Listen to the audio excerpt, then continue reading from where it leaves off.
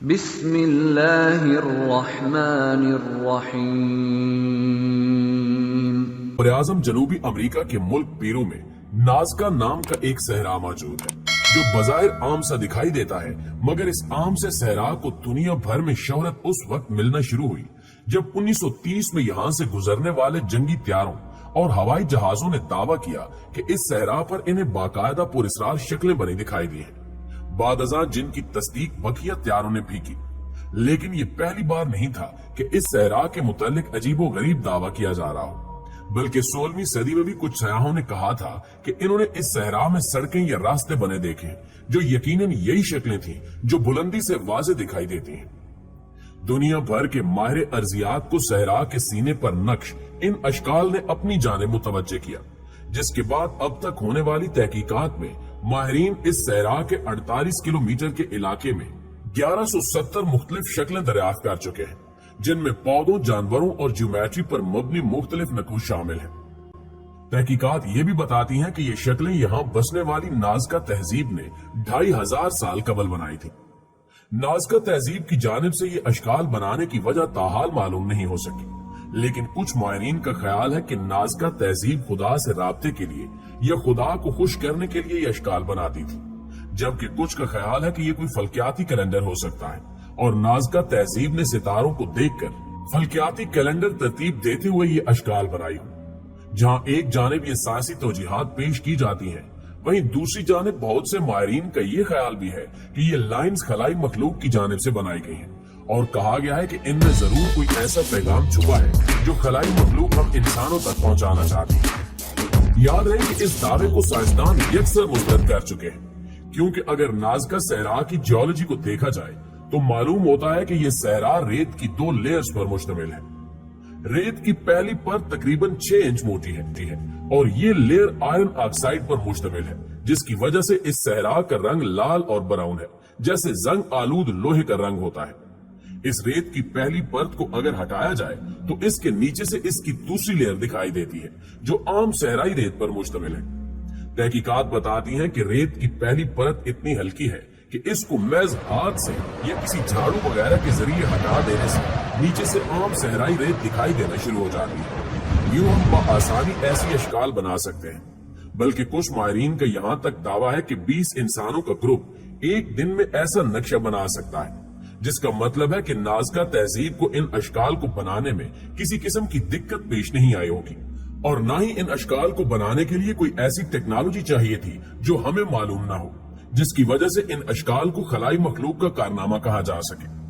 مگر ان تمام باتوں کے باوجود مشہور زمانہ سائنسدان ٹام سینڈرے انہیں خلائی مخلوق سے ہی جوڑتے ہیں اور کہتے ہیں کہ اس دور میں اتنی بڑی بڑی لائنز لگا کر انہیں شکلوں میں ترتیب دینا ناممکن ہے، اس لیے یہ ضرور کسی دوسری مخلوق کا کام ہے۔ واضح ہے کہ اس متعلق کچھ ریسرچ پیپرز بھی چھپے کہ کیسے نازکا تہذیب نے پتھروں کی مدد سے نشانات لگا کر ان اشکال کو بنایا۔ یہاں یہ سوال بہرحال اہم ہے کہ ہوائی جہاز تو 100 سال قبل ایجاد ہوا تھا، تو پھر 2500 سال قبل نازکا تہذیب کے باسی جب ان اشکال کو بناتے تھے تو انہیں دیکھتے کیسے تھے؟ اس کا جواب وہاں کے محل وقوع کو دیکھ کر ملتا ہے۔ نازکا صحرا میں پہاڑیاں موجود ہیں جن کی چوٹی پر جا کر یہ شکلیں زمین پر بنی دکھائی دیتی ہیں، لہٰذا گمان ہے کہ وہ نزدیکی پہاڑیوں پر چڑھ کر ان نقوش کو دیکھتے تھے اور ان میں بہتری لاتے رہتے تھے۔ یونیسکو کی جانب سے 17 دسمبر 1994 کو اس مقام کو عالمی ورثہ ڈکلیئر کر دیا گیا، جس کے بعد متعدد افراد کو ان لائنز کو خراب کرنے کی پاداش میں گرفتار بھی کیا جا چکا ہے۔ لکیروں یہ خطوط کی جتنی تصاویر سامنے آئی ہیں سب فضا سے سیٹلائٹ کے ذریعے لی گئی ہیں، کیونکہ زمین سے یہ اشکال نظر نہیں آتی۔ ان میں سینکڑوں تو سادہ سے خطوط یا جیومیٹری کی اشکال ہیں، جبکہ 70 سے زیادہ جانوروں کی تصاویر ہیں، جن میں پرندے، مچھلیاں، شیر، بندر اور انسانی اشکال شامل ہیں۔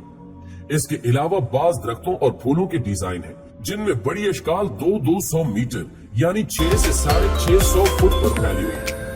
انہیں پہلی بار 1927 میں پیرو کے ماہر آثار قدیمہ توریبو مچاز سپے نے یہاں کو پیمائی کی ایک مہم کے دوران دریافت کیا تھا،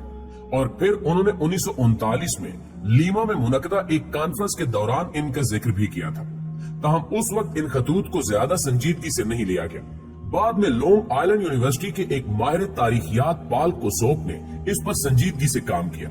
वो 1940 में आबपाशी के कदीम निजामों का मुतालिया कर रहे थे और इसी सिलसिले में इन्होंने यहां से परवाज की।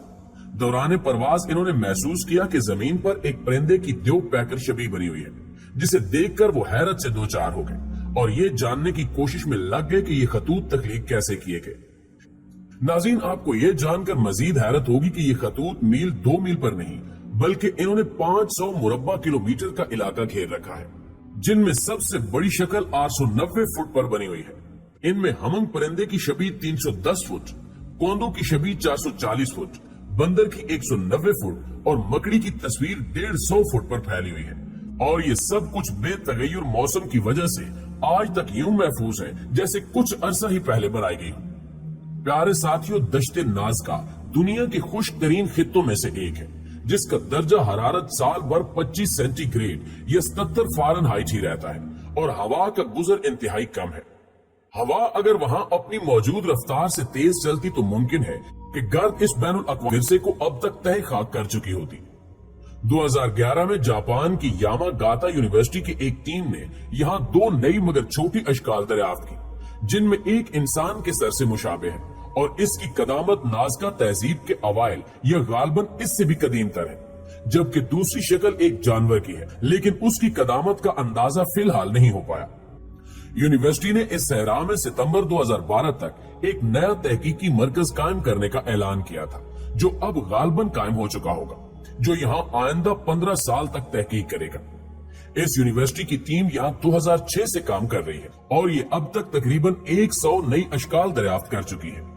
एक ख्याल ये भी जाहिर किया जाता है कि नाज़का देवता परस्तों ने इतनी अजीमुल जुस्सा अशकाल इसलिए तख्लीक की हैं ताकि आसमानों पर बैठे खुदाओं के गिरोह इन्हें बआसानी देख सके। इनका कहना है कि ये खतूत दरअसल एक तरह की रसदगाह है, जिनके जरिए दूर उफक में उन दूर दराज मकामात का तयन किया जा सके जहां सूरज और दूसरे अजरामे फल्की तलुओ गरूब होते हैं। वो मजीद कहते हैं कि अमेरिका के मुख्तलिफ इलाकों और दुनिया के दीगर मकामात पर जमीन पर मुतअद्दिद ऐसे काम किए गए हैं जिनका मकसद कायनात की अलोही तशरीह करना था।